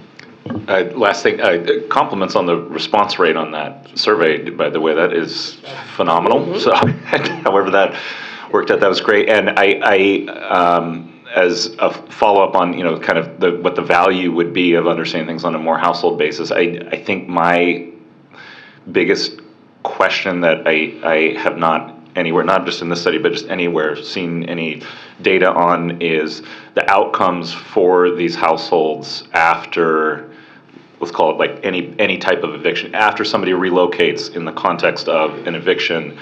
Correct me if I'm wrong here, but we don't know how many of them go on to become leaseholding households again, become housed but not leaseholding with somebody else, become, sheltered but unhoused, become unsheltered. And we really kind of frankly, especially given that this is all in the context of our homelessness numbers, we really need to figure out what the outcomes are, because there are, and I have a sympathy to property owners that have, concerns about their ability to manage their properties, and in particular, development too. We need new housing produced, so I understand all that. But what we need to wrap our arms around is, what is the public cost? Aside from the impacts on people's lives, what is the public cost when people become unrentable, right? When they can no longer get a lease because of something that occurred that was a product of market forces around them, because we are all deciding about resources and how to allocate those resources, and this is a critical component of that. So my kind of forward thinking is that I think would be incredibly valuable information if we can find a way to acquire it. Yeah, I'll just make one last note on that. The hospitals are a good source because, there are challenges when there's an emergency medical response call, and then the person arrives in the ER, and they go through all the information, and they say, "What's your address?" No known address. The address was, 10th and C, right? There's a trail that follows that of cost. So there are things we can do. All right. No further comments? Thank you very much again for this very informative study and this work and this partnership. Thank you. All right. We'll move to the next item on the agenda, and that is item 108, and it is the information workshop on the fiscal year 2025 Moving to Work Annual Plan. We will get started with this. We'll take public comments after the staff presentation. Suena and Nancy will present on this item. Good morning to both of you. We will begin when you are ready. You want to test because that's been okay, good. All right. Thank you very much. We don't have any public comment speaker slips on this, so the floor is yours. Please begin. All righty. Good morning, Chair Mitchell and Commissioners. This morning's workshop will review the draft fiscal year 2025 Moving to Work Annual Plan, which runs from July 1, 2024 to June 30, 2025. Before submitting the annual plan to the U.S. Department of Housing and Urban Development, or HUD, the Housing Commission is required to have the draft plan available for public comment for a minimum of 30 days. The draft annual plan is currently available on our website for members of the public to review and provide comments. We also increased our outreach efforts this year to notify more households of the public comment period, including households who may be impacted by the activities in this year's plan. As part of this process, every year we engage the Board of Commissioners in a workshop to request comments and feedback on our Moving to Work initiatives to be submitted to HUD. We will return at the next board meeting with a recommendation for the board to approve the plan for submission to HUD.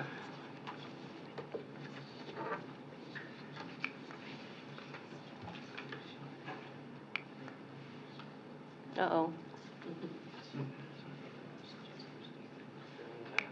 Okay. Moving to Work is a demonstration program for public housing authorities that provides them the opportunity to design innovative, cost-effective strategies better suited to meet local needs.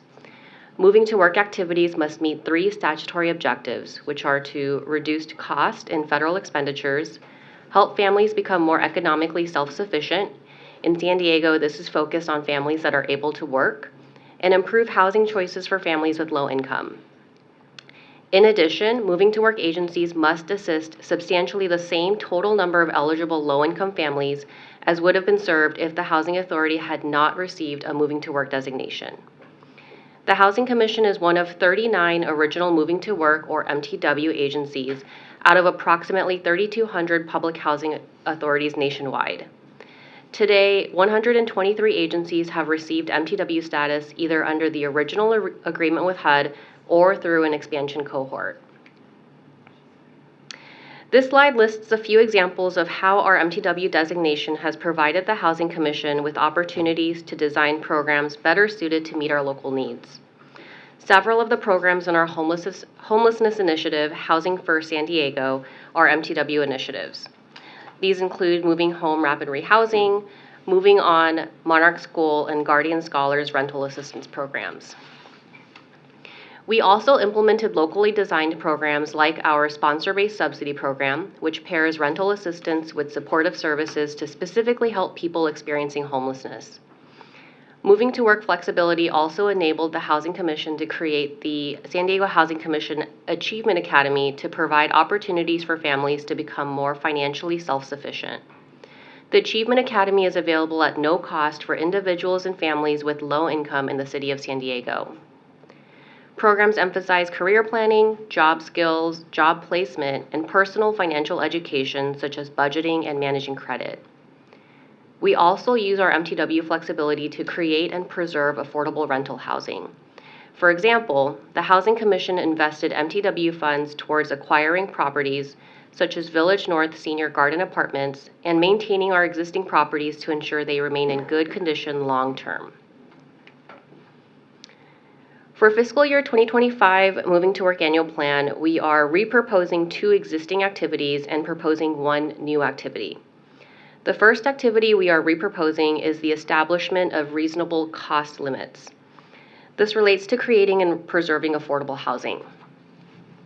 This MTW activity allows the Housing Commission to set alternative reasonable cost limits for the total development cost, or TDC, and hard construction costs, or HCC, on development and rehabilitation activities that utilize MTW funds. The Housing Commission is repurposing this activity to update the methodology used to determine these alternative cost limits for TDC and HCC. This updated methodology will allow the Housing Commission to increase its ability to ensure that more affordable units are developed or rehabbed within the city of San Diego, which in turn will increase housing choice for low-income families. The current methodology approved by HUD uses a look-back period of 3 years of all development and rehabilitation projects that utilize Housing Commission funds. The updated methodology will use a look-back period of only 1 year and remove rehabilitation projects from the analysis. Using a 3-year look-back period includes samples that are no longer relevant to the current environment. Project costs have dramatically and consistently increased year over year. And so by focusing the look-back period only on the most recent and relevant project data within the last year, the proposed cost limits will be more closely aligned with current market conditions. This better positions the Housing Commission to preserve, acquire, and develop affordable rental housing in the city of San Diego. The first table on this slide includes the cost limits using the proposed methodology of a 1-year look-back period with rehabilitation projects removed. The second table includes cost limits using the methodology the methodology previously approved by HUD. The cost limits on the first table are higher and more closely reflects the current market conditions in the city.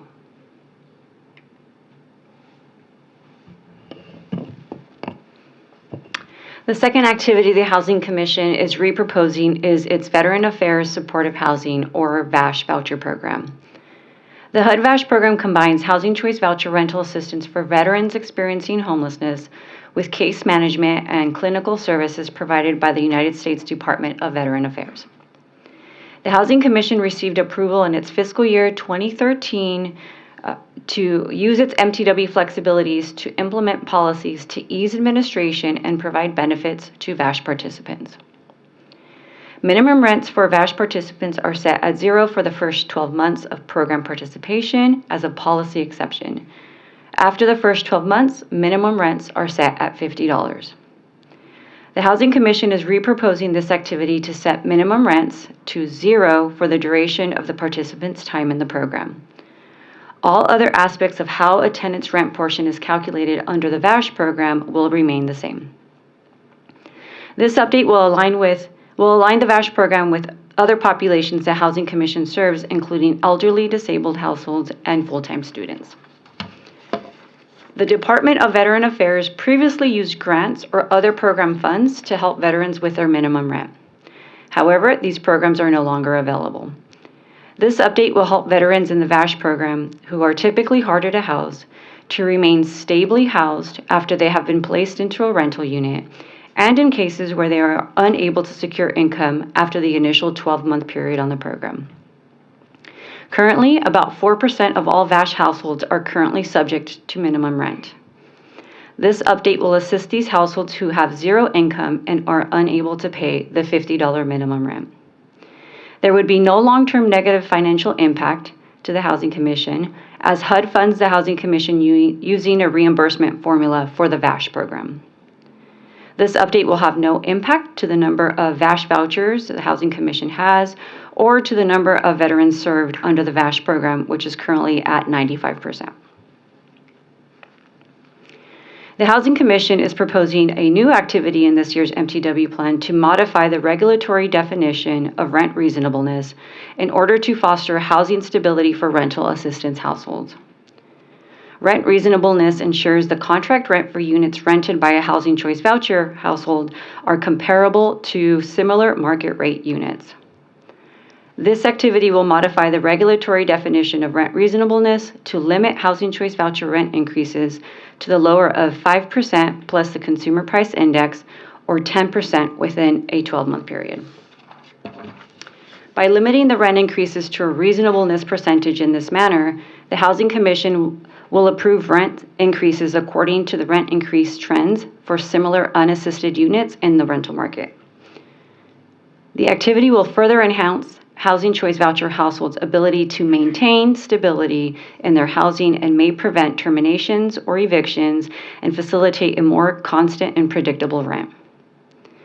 This activity will foster an environment where landlords implement measured and incremental rent increases rather than sudden and significant rent increases. The policies and procedures related to this activity will be detailed in the Housing Commission's Section 8 Administrative Plan, which will come before you again sometime before summer. This will include the ability of the policies will also include the ability of a landlord to appeal if this activity would create a hardship for that landlord. This concludes our presentation. Nancy and I are available for any questions you may have. Any questions or comments from the commissioners? I have a couple. I'll go in reverse order here. Thank you for the work on the rent reasonableness. I know that many months of effort have gone into that. On the VASH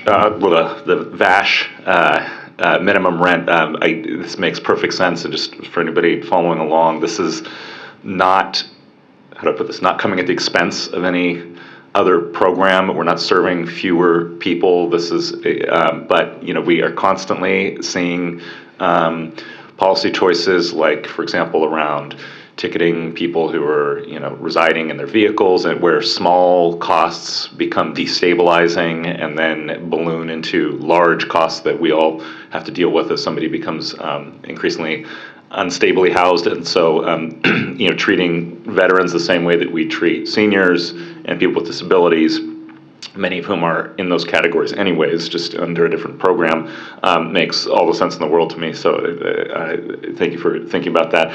And then I had one specific question on the alternative reasonable cost limits. And this also makes a lot of sense to me. And I want to kind of reassure people, this is not throwing the doors open to, it's not that every project coming before us is suddenly going to have a higher total development cost. This is just reflecting what has already been happening. But the question I have is on the on slide 5.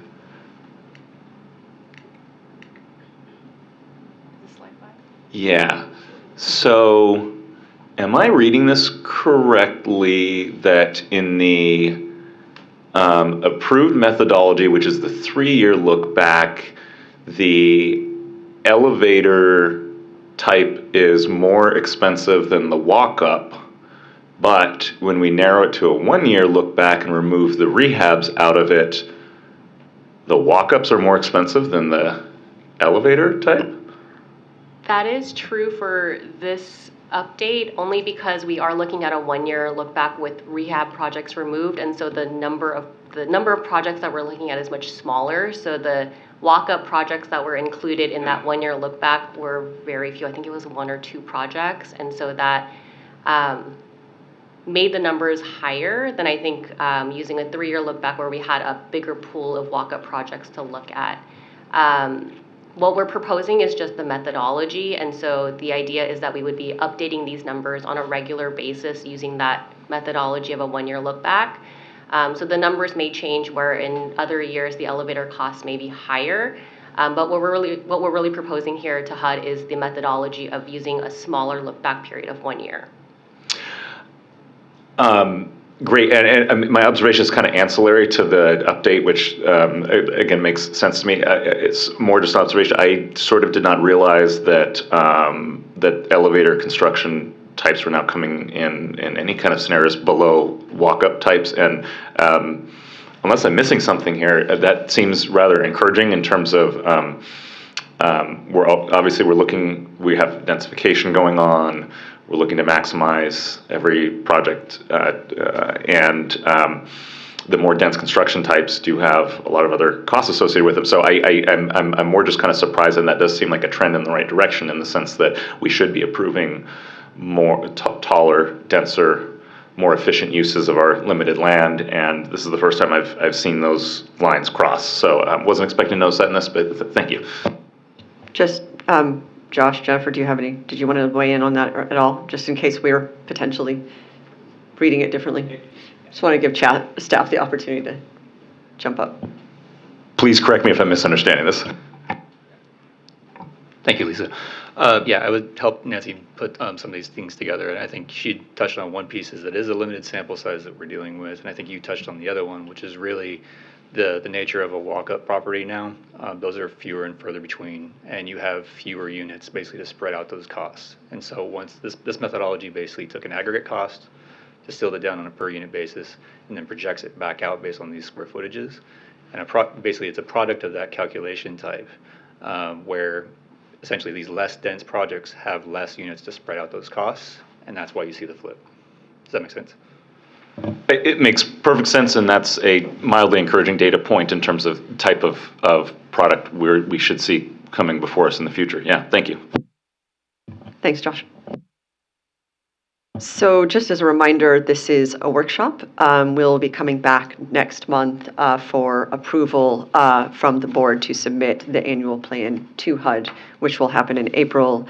And then HUD takes several months to review and determine whether they're going to approve these activities. And we usually hear from them sometime in late June, early July on whether those approvals go through. So there'll be some time for this process to happen. Let me put the chairman hat on for a moment here and figure out where he was. So this was item 108. We're at closed session. We are now closed session. Okay, thank you. Lisa just said this is an informational item. We don't have a motion at this time. The board will be meeting in closed session today. Mr. Christensen, will you please announce the closed session agenda? Yes, I will. Thank you. Thanks all. Thank you, Mr. Vice Chair. The Housing Commission will meet in closed session to discuss anticipated litigation under the provisions of Roman numeral 1, actually Roman numeral 4, and it's only one matter, and that is all that will be discussed in closed session. I think for this closed session, we need Suket and Sujata and